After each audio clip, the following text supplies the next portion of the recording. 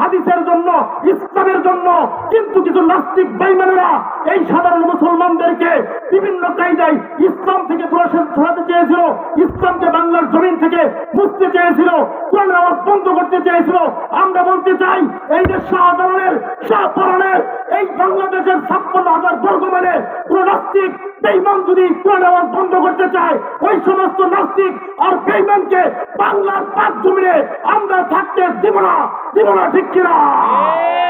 সম্মানিত হাজির, এই দেশ যারা স্বাধীন করেছিল, ইতিহাস পড়লে দেখা যায় ভারতবর্ষ উপমহাদেশ ছিল। ভারত, পাকিস্তান, বাংলাদেশ, 3টা দেশ মিলেছিল উপমহাদেশ। আর ইংরেজ বেনিয়ারা প্রায় 190 থেকে 200 বছর রাজত্ব করেছিল।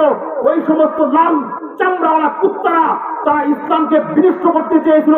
কিন্তু আমরা ইতিহাস ঘেটে দেখেছি, সর্বপ্রথম ইসলামের পক্ষে, বেঈমানের বিপক্ষে উলামায়ে দেওবন্দ তারা দাঁড়িয়েছিলেন ইমানকে হেফাজত করার জন্য, ঠিক কিনা? ওই কায়দায় কৌশলে যখন উপমহাদেশ ইংরেজদের হাত থেকে মুক্ত হলো, পর্যায়ক্রমে ভারত পাকিস্তান আলাদা হয়ে গেল, আমরা আলাদা হয়ে গেলাম।